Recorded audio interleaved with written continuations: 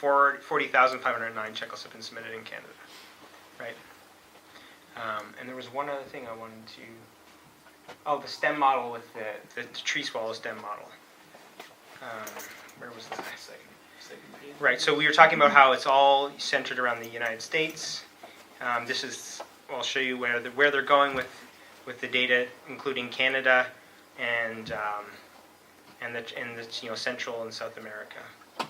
So let's click on this. Right. So this is the new STEM model, which I'll zoom in. Oh, sorry. Give me 1 second here, please.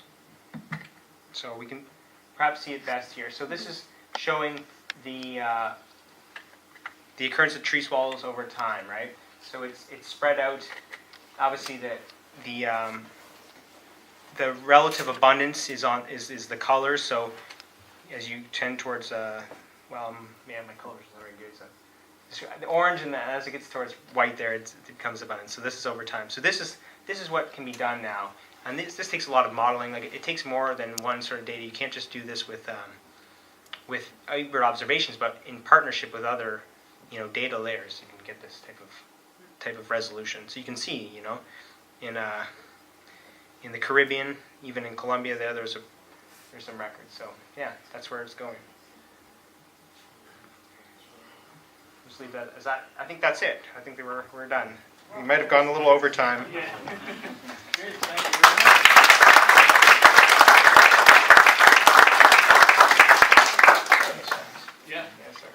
very much. Yeah. We have a gift for you a little later there. Do you want to turn on the lights? Yeah.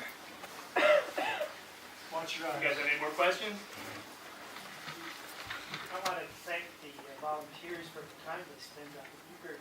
It's amazing how much time they spend on that. That'd be you two. What's up? That would be you two. Blake, we'd be remiss in not thanking Blake. Blake was the original reviewer, and all those filters originally, they were set up by eBird, but Blake went through them all and looked at them. So, yeah. It's really great to have up to the minute, almost, we're up to the day, reviewed species now. Right. Almost. Yeah. Sometimes there's a little lag. Well, up to the week. Yeah. Anyone else? Any other questions before we break? Yes. John. Effort data, is that, none of what you showed us involved incorporation of effort data, or did it, when you're doing abundance estimates, are they based on sighting per hour or whatever, per person, or is it already put in? Yeah. In these STEM models, it is for sure. Yeah.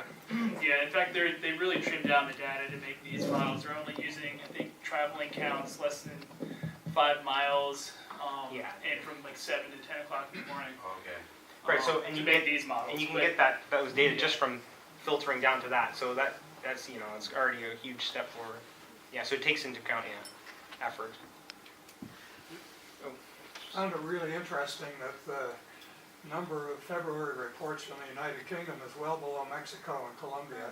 Yeah. Right. And there's a sociological component here that absolutely. is not taken into account. Absolutely. And that's true. And so that is important when looking.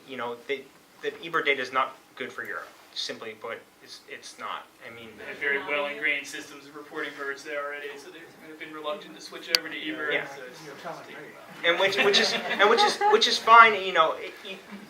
Like anything, you have to critically evaluate the data that you have, right? Nothing's there's no magic bullet in the case like this. But for places like Colombia, where there was no pre way to do it. I mean, most people Colombians weren't birding, and now they are, and this is where it's going. So it definitely, the quality there is great. But yeah, I think the UK, I mean, in Europe in general. So yeah. You were going to show how to transfer avicis onto. Yes. Oh yeah. That's aimed at some of the people I know have lots of records that would be wonderful to have. I don't know if you want to do that after. Yeah, if you want, I can show you. I'll give you a link and show you how to do it. Yeah. Fair enough.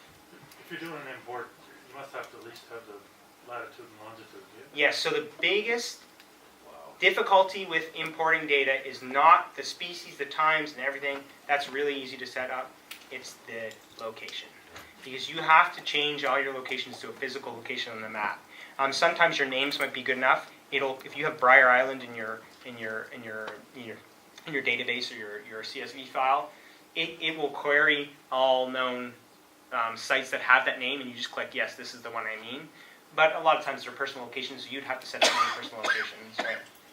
Yeah, but if it's from your house, you set it up once and you have 100 records from your house. But it's time consuming and it's not for everybody, and it's quite reasonable to not want to put them in because it can be really hard. Yeah. Okay, anybody else?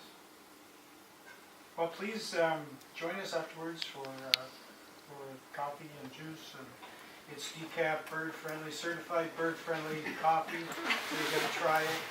And thank you again, guys. It was a really good talk. If there's anybody else that has any questions.